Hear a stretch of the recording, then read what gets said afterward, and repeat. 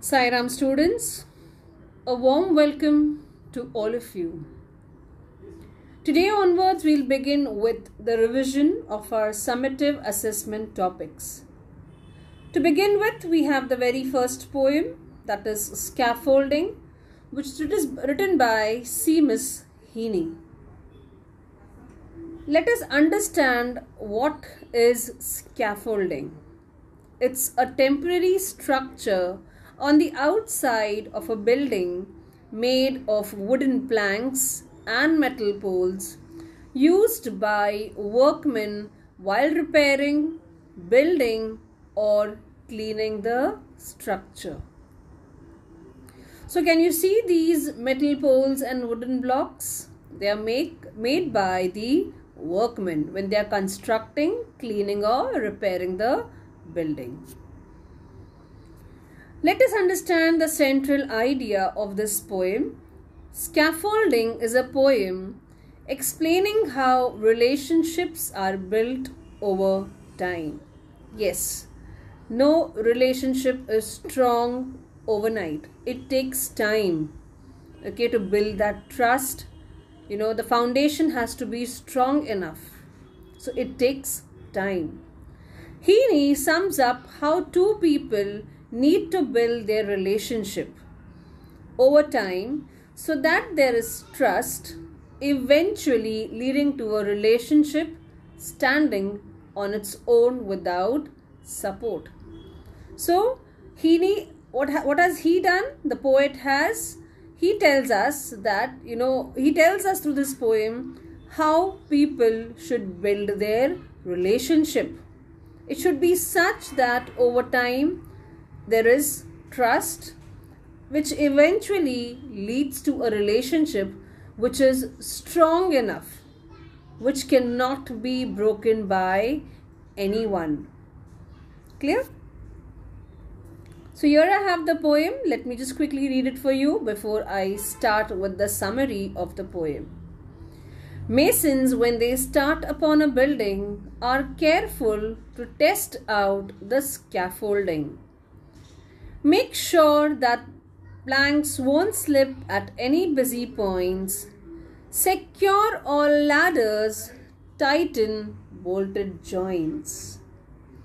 And yet all this comes down when the job is done, showing off walls of sure and solid stone. So if, my dear, there sometimes seems to be old bridges breaking between you and me, never fear. We may let the scaffolds fall, confident that we have built our wall. So this is the poem. Let me just quickly give you the summary or the value points of the poem. This is a simple poem with a deeper significance. The poet takes cue from masons building a structure and securing it with scaffolding. Just as scaffolding initially is required for a structure to stand till it gains its own strength, the human relations are also the same. So here, the poet has compared the building to human relationships. The poet believes that masons, when they start a building, are careful about the scaffolding. Yes, they have to be very careful. It should not fall. It should not break. Otherwise, it will lead to some accident. Okay, so they are very careful about the scaffolding. If the scaffolding is strong and secure, they can go further building the structure. Planks are kept carefully so as not to slip as busy points. Ladders are secured. Bolts are tightened around the joints.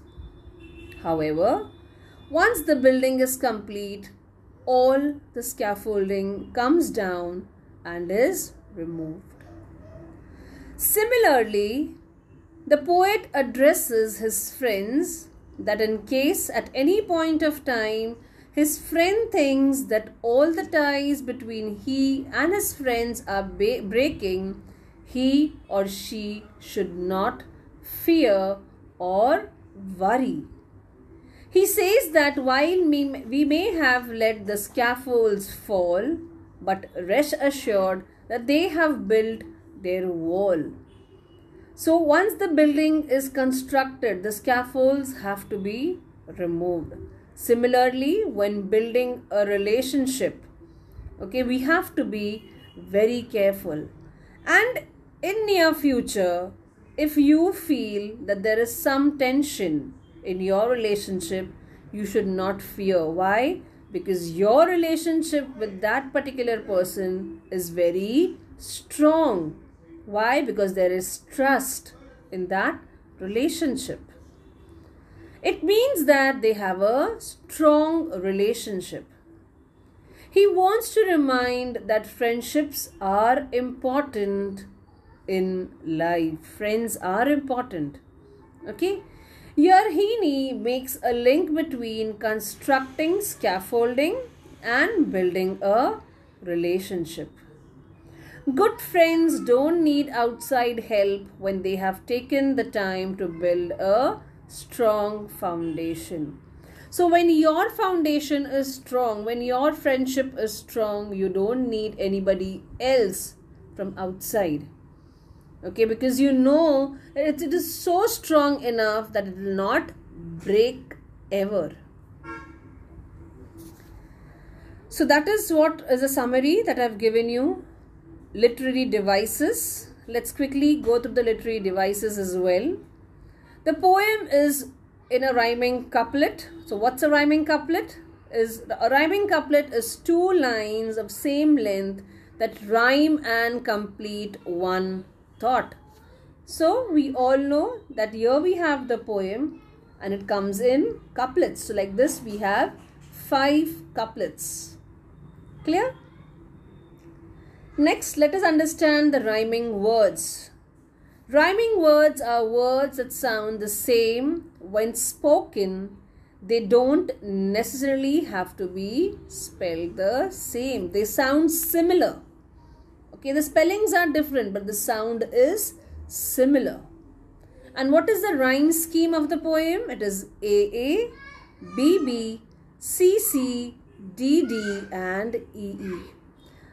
One more thing, students.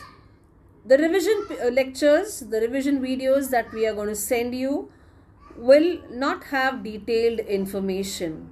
I request all of you all to kindly go through the videos that we have done in detail.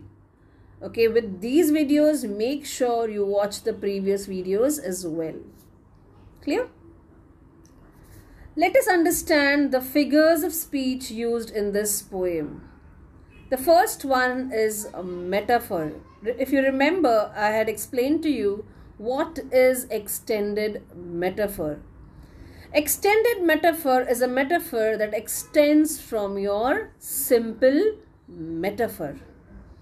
Okay, here the poet has used extended metaphor to make us understand different things. So, the extended metaphor extends over the course of multiple lines, paragraph, or a stanza in a poem. Let me explain you how it is an extended metaphor. The poem talks about masons. So when masons are constructing a new building, they make a scaffolding. Similarly, 2 friends, when they are beginning with their friendship, okay, they have to, it requires a strong foundation. So masons are compared to friends, 2 friends. Okay, then busy points. Busy points are nothing but the tensions that arise in near future. Then we have ladders, or something mentioned about the ladders as well. So what are ladders? Ladders, they represent nothing, but they are Basically, ladders, they represent the future stages of a relationship. Okay, then we have a solid stone mentioned in the poem. The solid stone is nothing but they are talking about a strong relationship which grows over a period of time. So like this, the poem is an extended metaphor. Next we have alliteration. What's an alliteration? Okay, a figure of speech wherein the sound is repeated. Students, I had given you these two sentences as alliteration, and I had told you that you have to find for more sentences having alliteration as figures of speech. So here I have given you old bridges breaking between you and me. So here the sound of B is repeated. Can you see? Okay. Next is, so if my dear, there sometimes seems to be. Again the sound of S is getting repeated over here. Clear, students? Then I had given this reference to context as your homework. Quickly, just I'll give you the answer for the same. Never fear, we may let the scaffolds fall, confident that we have built our wall. Whom is the speaker asking not to fear? So the speaker is asking his friend not to fear. What does the wall symbolize? The wall symbolizes the relationship between two people. Why is the speaker confident? Okay, the speaker is confident about his relationship with his friend. Basically, this why is printed wrong in the textbook. It is what is the speaker confident? The speaker is confident about his relationship with his friend. Clear, students? Moving ahead, today we will be covering with one more topic, that is again from your writing skills, that is English composition. And the topic that we will be covering today is notice writing.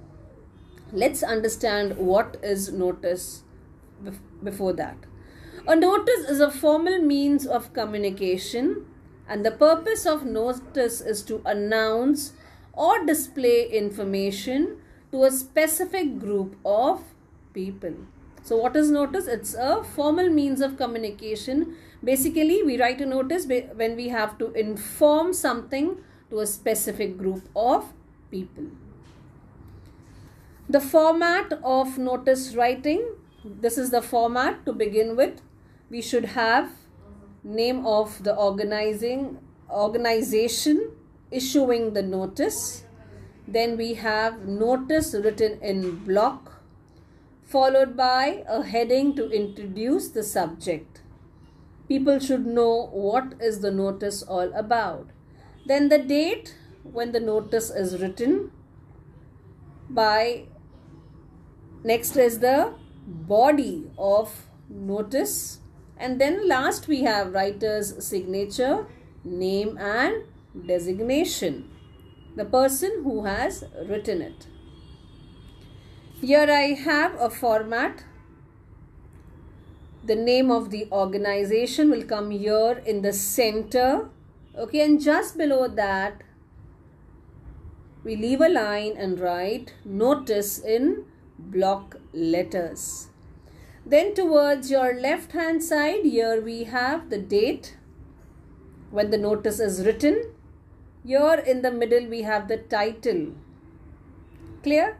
This is the body, and body should be nothing more than 50 words. Once your body is done, you will sign, then the name and the designation. Basically, These are given in the question paper. Okay, students? Points to remember while writing a notice. A well-written notice must inform the readers about 6 W's. And these 6 W's are nothing but basically they are the body of the notice. To begin with, we have what, that is what the notice is about. Then we have who. Who is the notice addressed to? Then we have where. Where will it take place?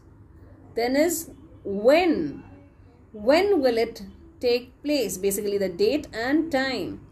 What to do is nothing but instructions related to the notice are written. And whom is whom to contact. Basically the issuing authority. Clear, students? Then only the most important points should be written. Write what is needed. Okay, don't add anything extra. You can add if you feel something is important and it is not mentioned in the question, but it should be a part of notice. Only then you can write extra. Otherwise, please make sure that you write to the point. The sentence should be grammatically accurate and preferably they should be short. They should be in passive voice as far as possible. Avoid using personal pronoun like I, we, and the notice should be presented within a box. This is the box that I am talking about. After this entire information is done, we have written the entire information, make sure you draw a box. Clear? The word limit for a notice is 40 to 50 words. Information given in notice must be clear and should not cause any misunderstanding or confusion. A notice must be catchy and appealing. It should attract the reader's attention at once. So your title should be such that it attracts the reader's attention. Increase the visual appeal of your notice by using bold letters, catchy slogans, striking words and phrases, etc. So that's it for the revision part that I have for you all in this session. We have covered up the 4th poem, that is scaffolding, and a topic of your writing skill, that is notice writing. Students, I am once again reminding all of you to please go through the original videos as well, so that you can understand the topic in a better way. In these revision videos, we will just be giving you the summaries of the topic. So students, we will catch up very soon in the next class. Till then, take care of yourself. Sai Ram and bye-bye.